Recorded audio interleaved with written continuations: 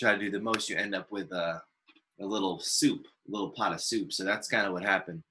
I ended up with a pot of soup and it was all kinds of mixed up. So I've been figuring it out. I've been testing it out, working on being able to stream the live streams on Instagram, on Facebook, on multiple Facebook pages. And I think I almost have it figured out. If we stay in quarantine long enough, I'm telling you what, by the end of this, I'm going to be a master. I'm not even going to end up going back to the salon. I'm just going to end up being a live streamer. It's going to become my full-time gig. It's what I do now. It's like, yo, what happened to Sonny? Where's he at?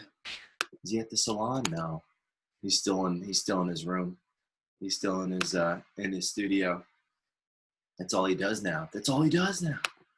We don't know what happened. So excited to be back with you guys. I think this is episode number 12, which is kind of crazy to think about. 12 episodes gone through, already read to you guys over the course of the last 12 episodes, one entire book, Your First Year in the Beauty Industry, How to Not Just Survive, but Thrive in the Business of Beauty, and now making it into, yeah, right? I'm inside the internet.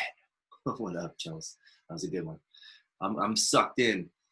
I might be, I don't know, there's a few different movies. I know there's like the Matrix movies. If you're a little bit older, there's one back in the day, The Lawnmower Man. I think it's The Lawnmower Man, where he like ended up getting like sucked inside. I think it is. He ended up getting like sucked inside the internet. That's going to be me at the end of quarantine. Corona didn't get him. Live streaming did though.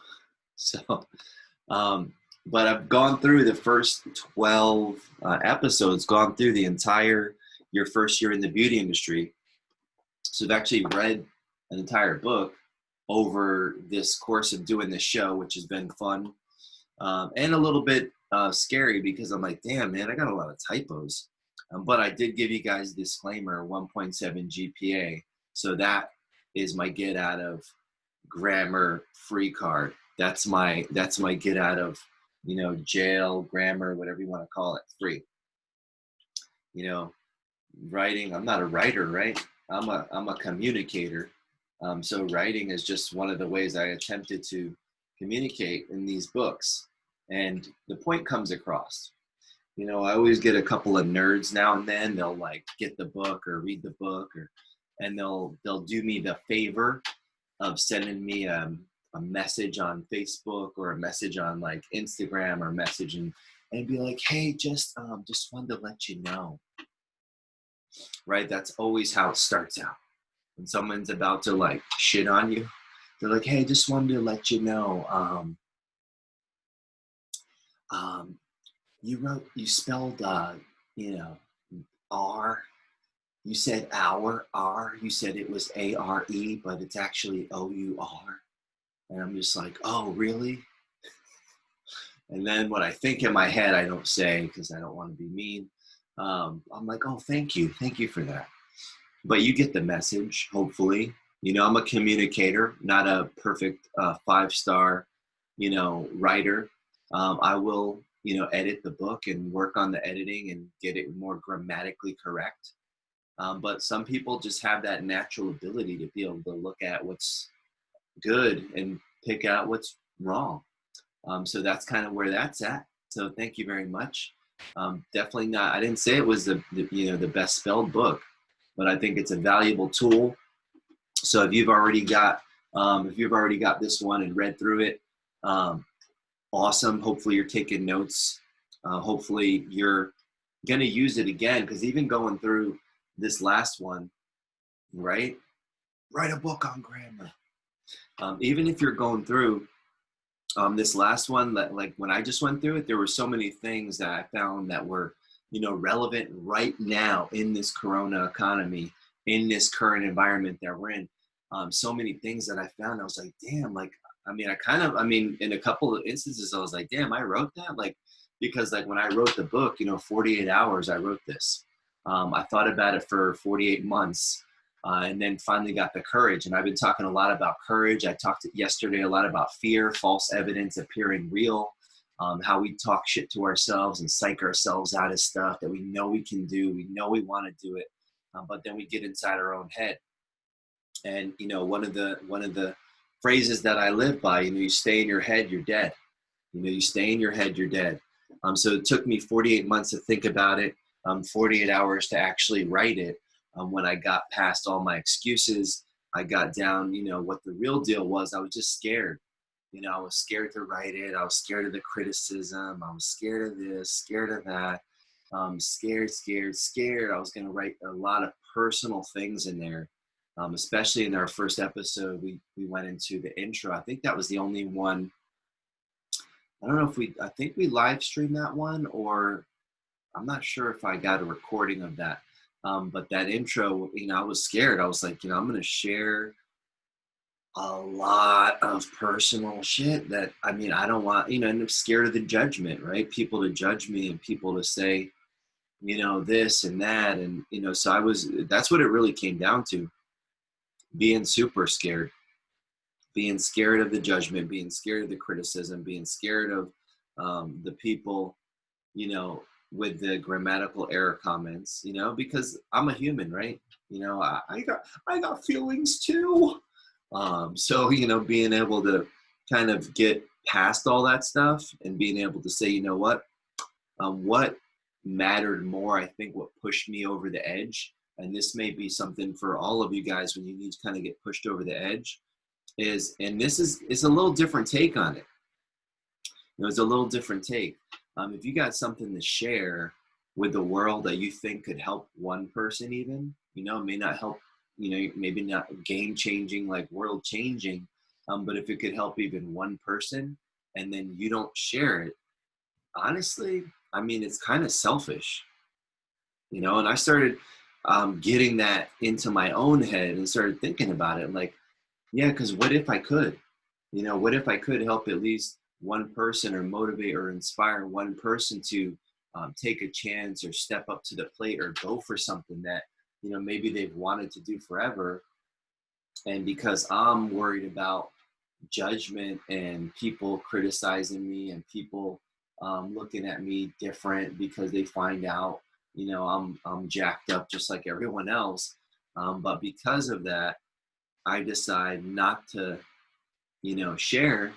It's selfish. It really is. And I didn't think about that in the beginning because I was selfish. Because my thought was I was trying to protect myself from the criticism. I was trying to protect myself from putting the information out there. So that's really what it came down to. And once I got over myself, and that's a big thing, we got to get over ourselves. Then I was able to take the chance. So that, that's kind of how it all started. So we went through the first book entirely so far, pretty crazy. I didn't read some of the acknowledgments, but as I was going through, I was acknowledging people that were in the book and also people that I didn't even acknowledge in the book. So that kind of brought us through your first year in the beauty industry. And again, is it for first years coming out of school? Yes. In school? Yes, of course. But then also people that are maybe you've been out in the industry for several years, but now you're thinking about going into the salon. It's a different animal. I know some people that worked in the school environment with me that never worked in the salon, and they were working in the school for 5 years, but they were in that kind of safe space. And then they went to the salon and got, their ass handed to them. They were like, whoa, I didn't, like, yeah, this is being a hairdresser. It's great, isn't it? But you got to figure it out. There's a lot of bumps and bruises you got to get. And vice versa. People that are, in the salon that then go into the school environment. It's a whole different, they're two different worlds. I've seen it from ownership. People that own schools become, terrible salon owners, and people that own salons become terrible school owners. I've seen it it's two different worlds. It's crazy because it's the same industry, but it's like two different dynamics. So there are some people that are reading this and people that I've given copies to that are coming in to the salon world and they're getting a whole new kind of perspective on everything. So, the one guy shared 30 years in the game. I picked up the book, and two things that stuck out to me that he said. He said the first one was, he's like, this is like the first book that I've ever actually read, completely read. I was like, oh, that's cool, I guess. It's like, you need to step your game up. But the second thing was, just like the insights that he got. And from his perspective, I mean, he was training a team, he's building a team, he's building salons. But just even with his own career, to be able to take his own career to the next level. And so I think those are some of the key takeaways, and those are some of the things I've been getting from people. I've been getting a lot of feedback from you guys. I've been getting a lot of questions. One of the questions I got recently, which I don't know if you're watching right now or you'll watch this later, but it was from Blake. He's over in our Orlando area. I've known him for years. Amazing stylist, talent, educator, business owner. He's writing a book. So he's like, I think I saw a post yesterday. He's like 5,000, maybe like 5,000 words deep or something like that. So I was like, awesome. And so now he was asking, he's like, what are things like as you write the book, you wish you could change or something to that effect. I don't have the exact message in front of me, but he sent it to me on Messenger. And I mean, it's like everything I'm changing right now. I mean, I'm kind of editing. I was thinking about it. I was like, I've been actually real-time editing these books and StoryTime. As I've been reading through them, I've been, things that I've been making either more relevant to the current situation. And so, Blake, I don't know if you're watching, but if that's kind of what you're wondering, I'm doing these edits that you just like were asking about. I'm doing these edits real time as I'm reading the books live, because I'm reading it and I'm like, that sounded great, especially like the chapter that I did on networking, right? Networking is a huge deal, and a lot of people either don't want to do it or afraid to do it, or don't know how to say it, or don't know what to say or how to say it. That's one of the things. What's up? Trevor's on Taylor Fade. You guys follow him. You want to see some of the sickest barbering skills in the world. What's going on, dude? So when you look at that and you look at how do you put it together in words and then get in front of a person, that was great pre-corona economy. That was great pre what we're all experiencing right now, where all of our salons, our barbershops, our businesses, our favorite places to go eat, all of them are shut down. So as I was reading that chapter, I was doing real-time editing, on the moment, on the spot, which, I mean, I think that's how I kind of, work best, on the move, like, throw problems at me like one at a time, like handling it, right there, right what's in front of my face. So, long-winded answer to your question, Blake, I think a lot of the things that I would definitely change, I'm revising both of the books right now. I'm revising them live with you guys. I'm revising them in my head on my computer. I'm looking at all of those things. So there's a lot, because this is a new thing, right? We always talk about, and I've always talked about forever, that it's so awesome to be in the beauty industry, because I'm like, it's one of the few industries that's recession proof. It's one of the few industries that's like depression proof. Yeah, in 2008, when the housing market crashed, people lost a lot of their incomes. They didn't stop going to the salon. They just put more space in between visits. So maybe instead of going every, 5 weeks, they spread it to 7, 8, 9 weeks. Maybe 9, they spread it to 10, 11, 12. And that was kind of the beginning of the whole, balayage, ombre trending, right? Because people they were Rudy because they were gone from the salon so long. Then stylists were like, hey, let's kind of make that a thing. So, kind of shot themselves in the foot, because instead of having them in the salon every 6 weeks, they would see them every 8, 10, 12 weeks. So they lost like 4 visits over the course of the year. But it also was a matter of people couldn't afford it, so that was a whole shift. But here's the thing, they didn't just stop. This is a new thing. So how do you kind of build a business that's going to be not only recession proof, not only depression proof, but pandemic proof. That's what I'm talking about today. Is I'm talking to other owners and looking at my own businesses. Having 4 salons shut down now for 5 weeks with zero hair being done in them is, I mean, that's a big thing because you not only have your teams at all these salons that have the revenue coming in, have the tips coming in, but then you also have everything else. I mean, all of your expenses of running a business, which, I mean, in just expenses alone, I mean, you could be talking, 30, 40, $50,000 in just expenses. I mean, that's not even paying people yet.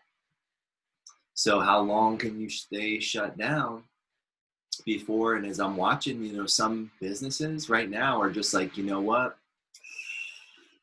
I could do this for about 2 weeks. And then at 2 weeks, they were like, oh man. And then they really had to dig deep. Well, how long can you hang on for? I'm like, well, I can do it probably like 3 weeks. But now we're going on 6 weeks. I mean, we're going on, 6 weeks. I mean, a lot of the businesses, the last number that I saw was like 30, 40% may not make it through.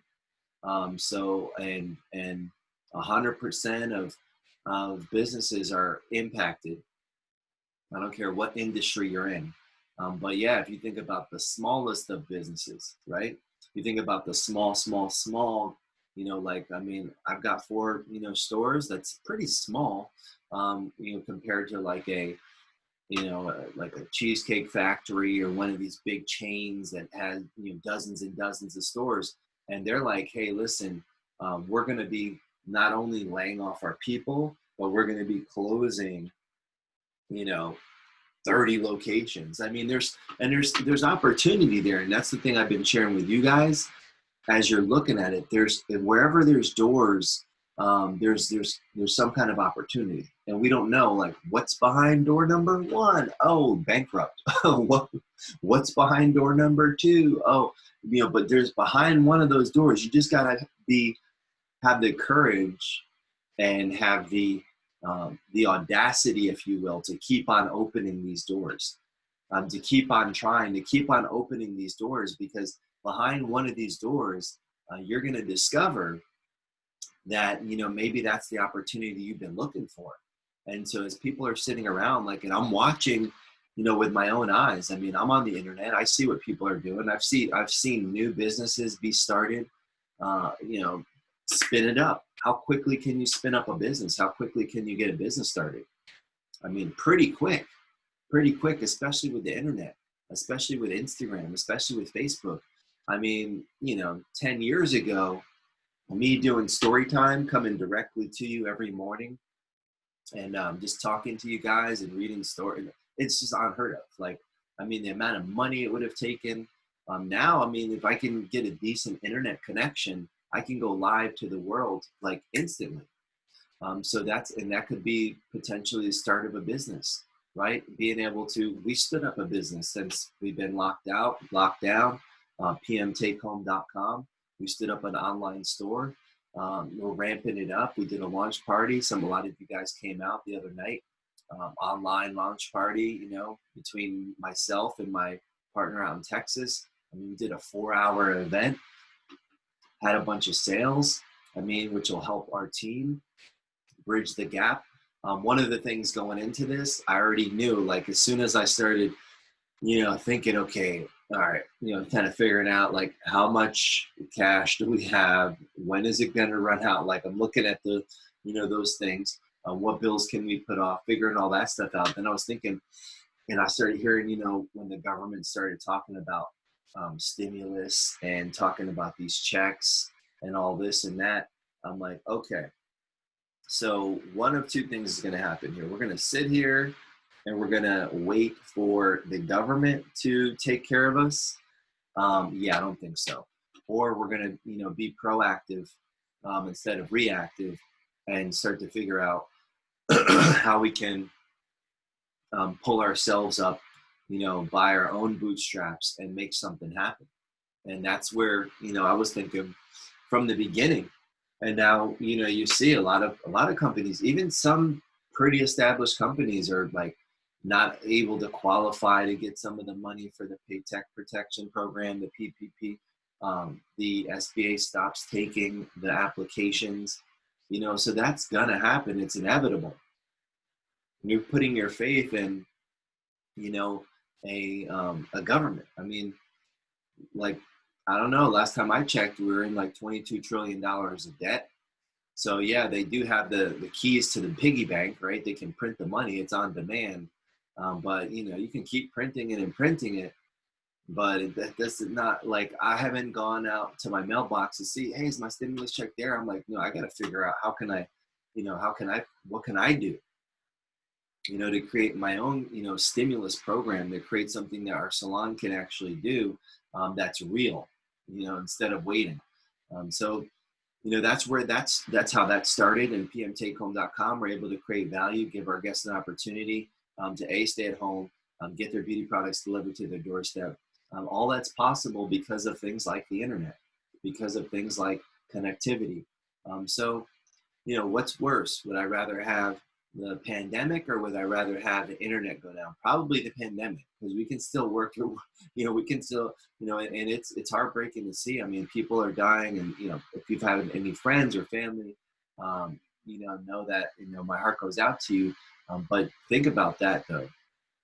I mean, even all the places are hanging on. I mean, that have been able, the restaurants that have been able to do, whether it be DoorDash or whatever, Uber Eats, have been able to have some revenue coming in. There's a couple restaurants that I try to go. I mean, I don't have the funds, right? I'm not like, eating out like I was at all.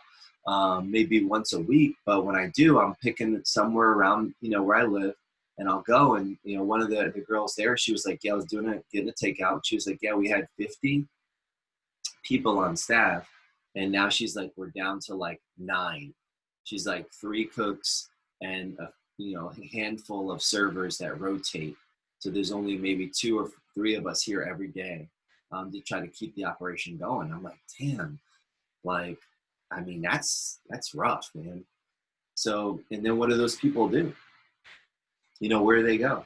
Because there's no one's hiring. Like, yeah, my revenue's been cut down by 70%. Come work over here. Like, no, that's not. It's like there's nothing. There's nothing. So when I'm looking at these different scenarios, and as I'm talking to you guys, what are you gonna do? Right? Start with you, and start with thinking about like what, because there's always something you could do. Right? There's always something that you could do first. So start there, and then think, okay, then who do I know? Who can I enlist? Who can I ask, to join me on this crusade, right? So it starts with you, and that's where everything starts. And if you think about your first year in the beauty industry, it started with you having a thought. So all of you guys that, you've been through this one, you're rocking and you're rolling. Awesome. And when you think about your first year in salon ownership, what does ownership look like? Again, it starts with a thought. And I shared that in the first, in the preface and in the introduction yesterday, about coming into the business of owning a salon, just being pissed and not wanting to be a salon owner. That wasn't the plan right then and there. Maybe eventually, maybe a few more years later, but not right there.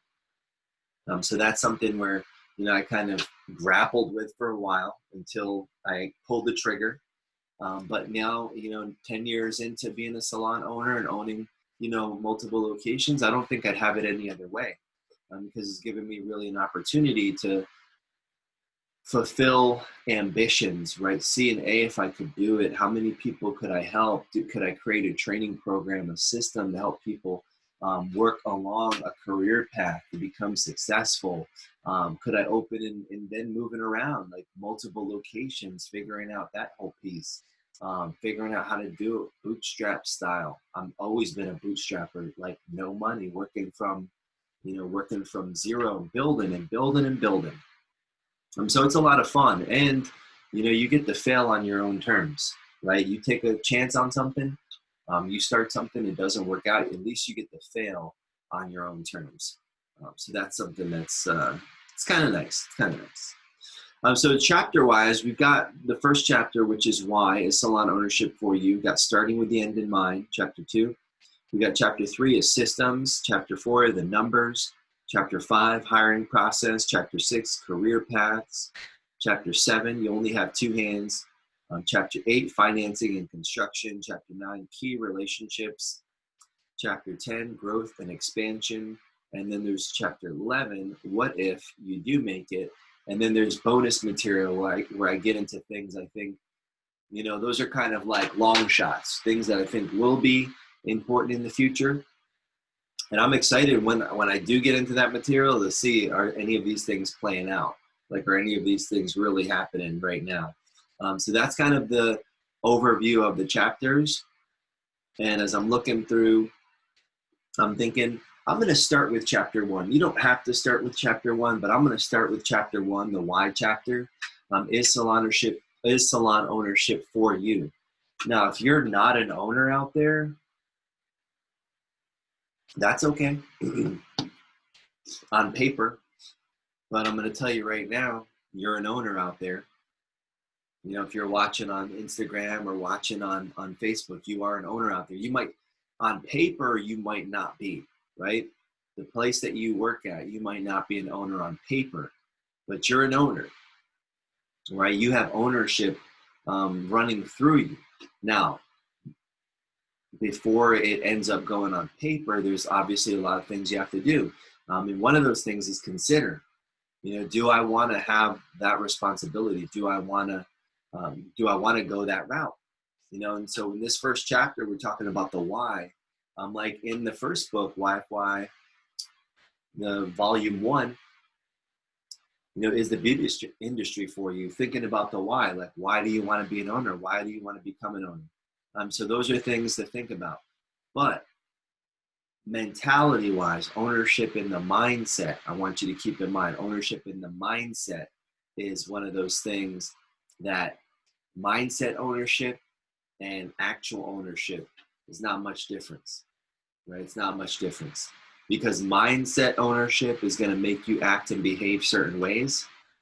Actual ownership is going to make you act and behave certain ways. So it's really not that much different. Now, there may be some financial differences that we can talk about when we get into the financial part, but the ownership and the mentality. So let's get into chapter 1. And like most and all and every chapter, we're going to start with a quote. Build it and they will come. And that's Kevin Costner from the movie Field of Dreams. Great movie. Chapter 1, why is salon ownership for you? How do most business owners come to be? That's something to think about. In my research, and when I say research, I mean talking to other business owners and straight up asking them how they got started. One of the most popular answers I get is they were a disgruntled employee and were tired of working for the man. That, unfortunately, is not really a compelling reason to take a risk on the task and risk of building your own business. Most then go from disgruntled employee to disgruntled owner. Welcome. Sure, in the beginning, it seems great. Going into business for yourself seems wonderful until it doesn't. Soon, you begin to realize that now, instead of dealing with one issue, whether it be faulty equipment, a staffing issue, supply issue, etc., you now get to deal with all the issues, and usually all at the same time. That alone may be enough to scare most of you out of even considering opening your own business. But for those of you who are still brave enough, read on. Right now, I believe we are going through this hugely fake era of entrepreneurship. Everyone wants to be an entrepreneur. It's fashionable, it's sexy, it's in. Ever since Mark Zuckerberg rolled up on the scene in his hoodie and sneakers and launched Facebook, at the time it was called The Facebook, which made him a billionaire before he was 30 years old. 13 years it took, by the way. Everyone is like, oh, me too. The reality is, though, you got a better chance at hitting the lottery, 1 in 1 million, than you do at creating the next Facebook. Using Facebook as a case study, let's take a look at why he started it in the first place. Contrary to popular belief, it wasn't to get girls. Although in the movie Social Network, Zuckerberg is portrayed as this super socially awkward guy who couldn't get a girlfriend. That's not how it happened. He actually met his wife, now wife, Priscilla, while at Harvard, and they are married with children and doing just fine. After attending a Facebook conference myself, watching Mark's presentation, and getting to spend time at Facebook's headquarters in Menlo Park, California, it became quite clear to me why not only he started Facebook, but why it today is one of the biggest and most successful companies in the world. He has a compelling why.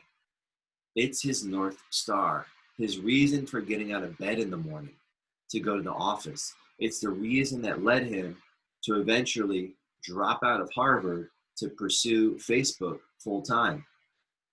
It's stated in his company's mission to make the world more open and connected. He wants the tools that Facebook creates to essentially connect the entire planet. Now that's huge. So I'm going to jump in here for a second. So thinking about the why, right? You have to have a compelling, a really strong, compelling reason. I mean, you look at a company like Facebook, which we're benefiting like from right now. I mean, it's making this possible, the stream Instagram, the stream through Facebook. We're using all the tools, being able to connect the world. I mean, right now we're finding out how valuable of a tool it is. Now, are they going to, like every company, are they going to have their ups and downs and the controversies and the privacy and this and that? Of course they are. But, people are not using it. Especially right now, people are using it more than ever, realizing how valuable a tool it is. But that's his mission. If you have a why like that's enough to fill you up for life. That's enough to fill your day up for sure. I mean, when your problem, your challenge, your mission is, I want to connect the entire world, give the ability to make it easier for everyone to be able to connect, whether you see your family or your loved one through FaceTime, whether you're able to send a message and, connect with somebody you went to high school with, or, just meeting new people around the world.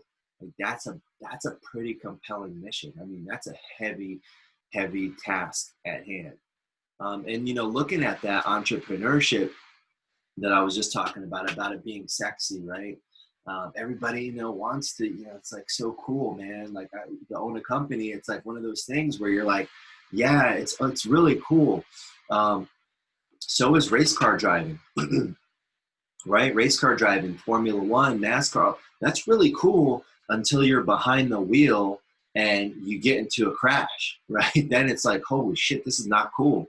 Like, I mean, everything kind of looks cool from a distance. I mean, I think UFC, right? I go to watch the fights, at the Wing House or whatever. I'm watching. I'm like, yeah, that's cool. Until like you get punched in the face, you get your arm put in an arm bar, and you get your ass choked out, right? Then it's like, damn, that's not that cool. When people see, I'm sure, people see me, they think, oh, owning salons, it's really cool. Yeah, it's really cool until the coronavirus hits and shuts your shit to the ground down completely, right? Everything dries up.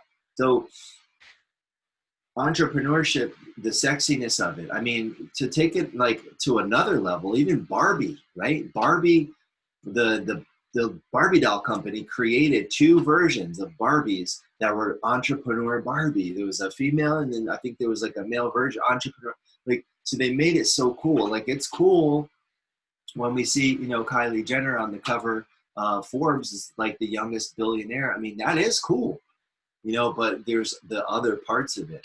And when we see people like a Zuckerberg, at 30 becoming a billionaire. I mean, but yeah, keep in mind, he started the company 13 years prior. The ideas were already flowing. So we didn't see all the not so cool stuff that happened along the way. We just see like the end result. So there's things that, I mean, if we were to just talk about epic failures, I could probably do a whole entire show just on that for weeks and months of epic failures in the business of salon ownership. But there's definitely been this aura that's been casted over owning your own business that was super cool before March 15th, before the coronavirus hit, before we all got sent home, before our businesses shut down. Then it was like, oh shit, now what? Because then you find out you're really, I mean, it's up to you, right? If it's to be, it's up to me. It's like one of those things. So there's a lot of, and I think right now, if anything, entrepreneurship is not that cool because people are like, oh shit, now everything's on you. So it's not as cool as it used to be. I think we're going to have a period right here after this Corona economy where it may not be as cool to have, to have the weight of your payroll, your expense, your bills, if you're brick and mortar. I think there's going to be a decline in the cool factor of being a business owner. And I've been a business owner since I was 11 years old. I've had legal business, non-legal business, right? Selling cigarettes, when I was 11, selling weed, doing all these things. But it's just, I never called myself an entrepreneur. I didn't even know the term probably until, I don't know, probably in the last 5 to 10 years, it became like this buzzword. I mean, it existed, but I didn't know I was like, I was into entrepreneurship. I had these students from the University of Tampa. One of them used to get his haircut in our salon before he moved. And he came in and he's like, yeah, I'm in the business, school program, the MBA program or whatever.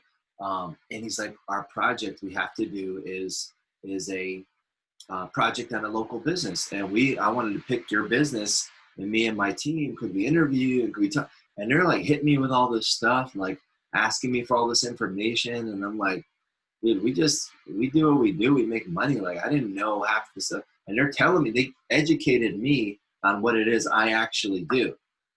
And I'm the fucking business owner. I'm sitting there and I've got there's like 4 college kids educating me on what it is that I do and why I do it. And I'm like, oh, no shit, right? And I got to go to their final presentation. And I mean, Drew, I don't know if you're watching, but it was awesome.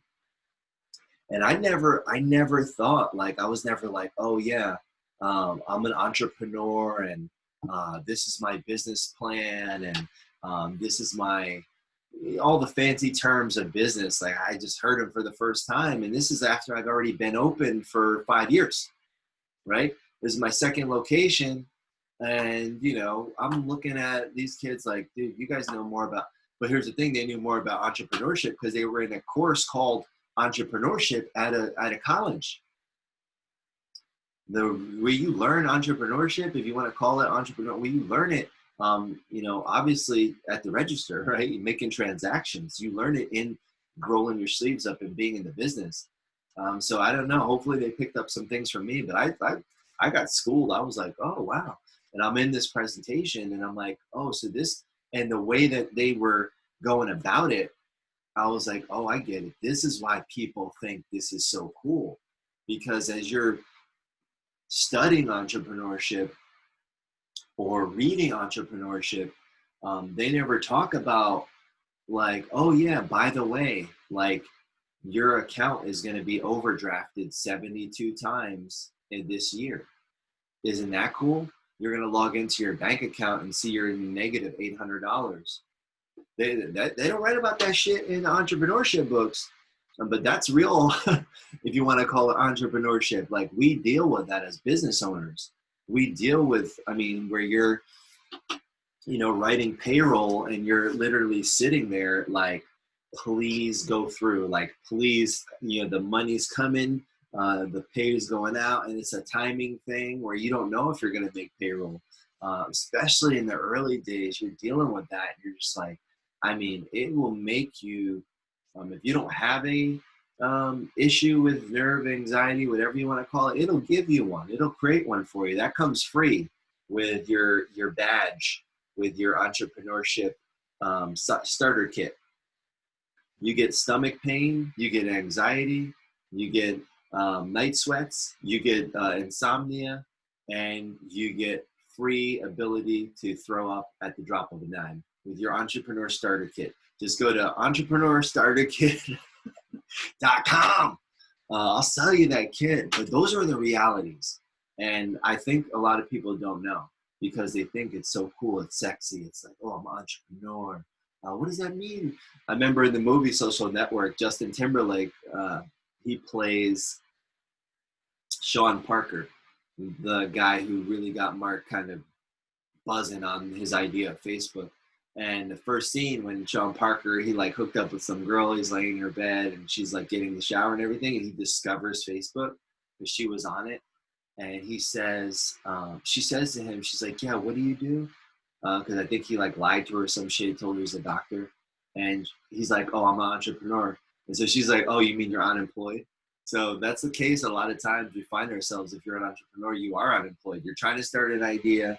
One idea just failed. You're trying to get something going, but you know, you find out real quick, it don't take the coronavirus to hit for you to figure out, yeah, I'm like, I got no funds. I'm basically unemployed. You'll find that out, especially, you know, early days.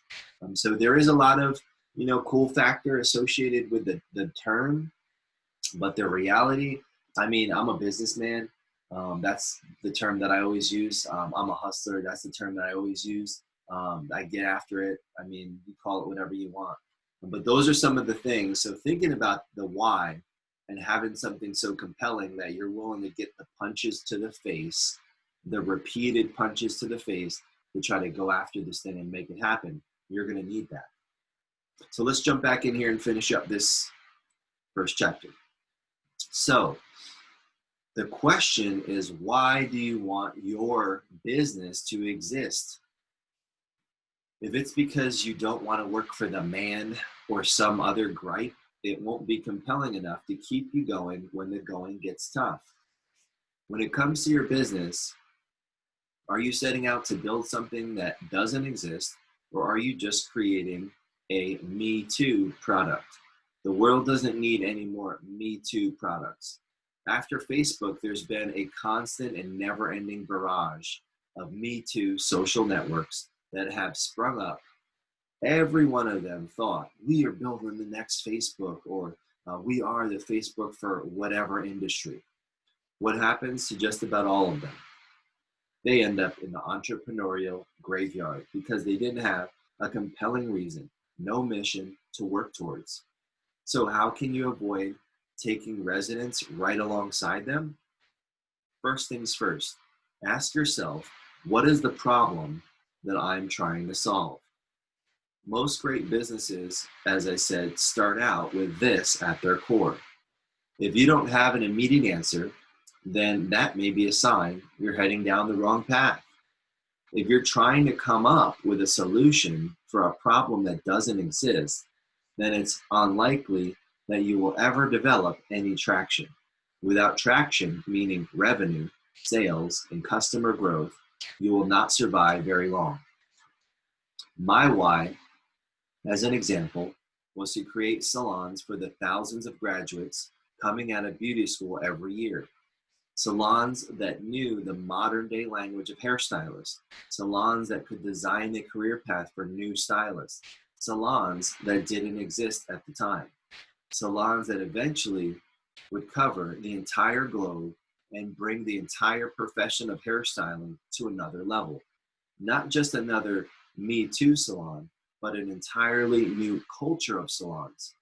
Since inception, we've been focused on nothing but that.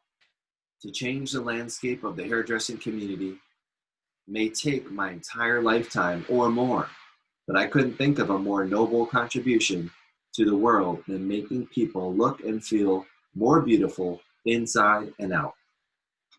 From the hairstylist having the lifestyle they've dreamed of and deserve, to the guests who come through the doors every day that we have the privilege of working with day in and day out. That is our compelling why. That's what it's going to take to keep you going when the going gets tough. What I want you to think about is, what is your why? What problem are you trying to solve? And if you don't, it may never get solved. And if you do solve it, could change the world. Having a clear answer to those two questions will get you mentally prepared for the road ahead, which will be riddled with landmines, potholes, and other obstacles along the way. And it's in your darkest hours, when your whole world goes to shit, like right now during the corona economy, which it will plenty of times, that you will have the answers to those two questions to keep your guiding light, your North Star, to keep you moving forward against all odds. So that's our first chapter, the why chapter. Now, something I want you to, I want to go back to those two questions, right? Say you're looking right now and you're like, damn, the place I was working at pre-corona, they might not even be open anymore, right? They may not reopen. So as you're looking at that, or you're thinking, you're going to start a business. Maybe you're one of the courageous ones. You're like, you know what? I put my cards on, on my table. I had them on somebody else's table and I lost everything. Now I'm going to try my own thing. So maybe you're thinking that. Those two questions right there that I want you to have answers to, clear answers to, as you're starting to chart the path. Is there a problem that, you see that frustrates you, or that you think like you want to tackle, you want to solve? So what is that problem? So the questions are, what problem are you trying to solve that if you don't, may never get solved? And if you do solve it, could change the world. So think about that. What is that? Because there are things, I'm reading a book right now about all these billion-dollar brands and these companies that, got started and how they got started, from the Dollar Shave Club to the Warby Parkers of the world, Casper mattresses. There's company E-Salon that is a direct threat to, my entire industry. But these companies, they were started out of, trying to solve a problem. Take Dollar Shave Club, for example. Guys are like, you know what? Razors are too damn expensive. I got to go in a store. They're all locked up under like it's like the,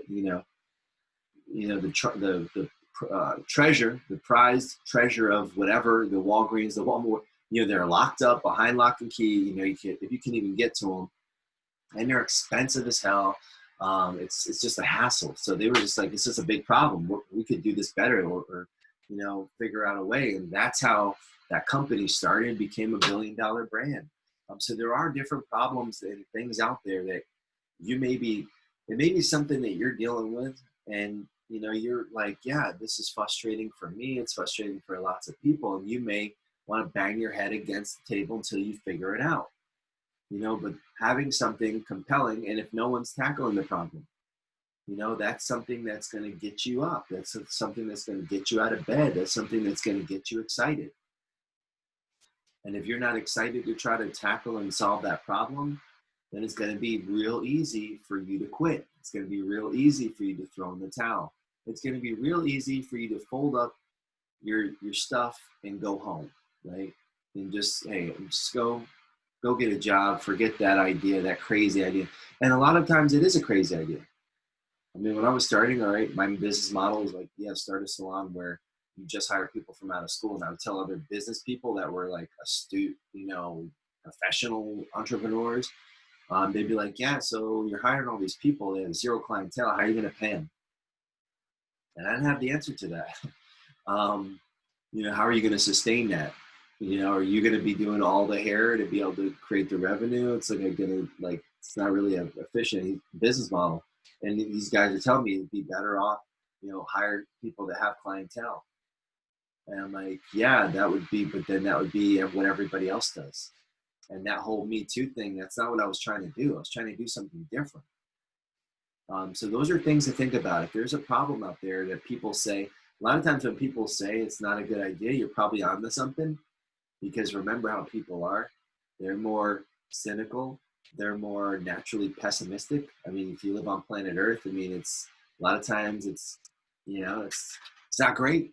So people are naturally will you know, lean more towards the negative than they will towards the positive. So when you bring your idea up, you're probably it's gonna get shit on, and that's gonna be your first test. All you budding business owner entrepreneurs out there, your first test is gonna be, can you weather just the critique? Can you weather the cynicism? Can you weather that beginning part of you just being told that, yeah, that'll never work? Because that's what the beginning phases are going to be like. So those are some things to think about. That's the why chapter, your first year in salon ownership. Hopefully you're thinking about your why if you are considering going in to owning a salon, and you're thinking about, you know, tasting some of that blood when you get punched in the mouth the first time. And hopefully you like the taste of it, because if you don't, you know, you got to be one of those hardcore boxers that, you know, you get punched and just spit your tooth out and just keep on going. Like, that shit's not going to stop you. That's kind of the attitude you got to have, especially for business, especially if you're going to build something, especially if you're going to stick with it, and especially if you're going to keep pushing through the Corona economy that we're going through right now. So hopefully you guys enjoyed that chapter. Be back tomorrow morning, 9 a.m. Be back with another chapter. And I wanted to start with that chapter because that in itself, you know, when you start thinking about, you know, I want to open a business, or, you know, I want to start a business, like that in itself, like there's so many reasons not to do it. It's so easy to come up with reasons to not do it because there's a ton of them, right? You're going to go broke. You could go bankrupt. You could put all of your life savings into it and lose everything. You could, you know, end up in the Corona economy where you don't really know what the fate of anything is. I mean, there's so many reasons, but if hearing some of that stuff in the why, you know, chapter of salon ownership, and you still are interested in it, then you're probably a little crazy like me. So, hey, you go for it. You know, I'm here to say go for it. You know, if you're willing to, after even just, I mean, we had the introduction yesterday, the preface, and now the why chapter. If you're still considering it, then yes, you're probably a little crazy, and a little crazy is what it's going to take. If you're wanting to go into business, it's going to take a little crazy because it's going to make no sense. A lot of the times, it's going to make no sense. I'm just like those astute business guys that when I told them my idea, they were like, "Yeah, I don't know if that's going to work." You know, so that's what it's going to take. A little bit of crazy can go a long way. I've been using a little bit of crazy for the last 10 years, you know, and, you know, still standing. Got punched in the face plenty of times. I'm gonna continue to get punched in the face right now. You know, getting my face punched in and stepped on. Dealing with our Corona economy, but you know, that's what we sign up for as business owners, or you can use the term entrepreneur, whatever sexy way you want to dress it up. But that's kind of what we sign up for. So hopefully you guys got some takeaways from that chapter today.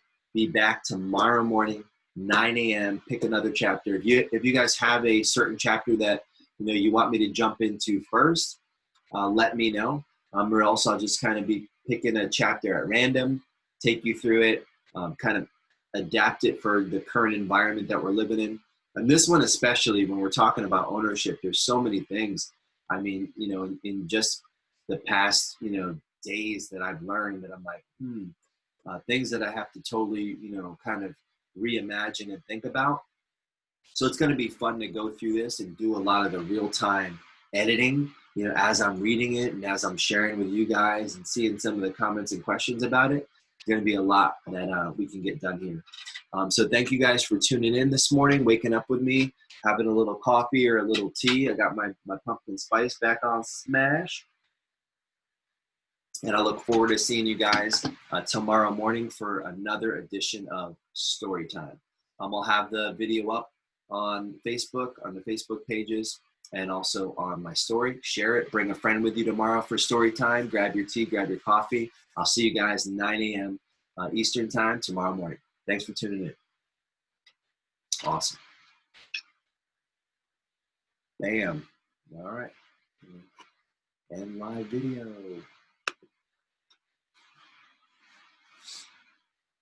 If you end this video now, you'll be able to choose if you want to save it. Okay. If it says if you end this live video now, you'll be able to choose if you want to save or delete it. Yeah. Okay.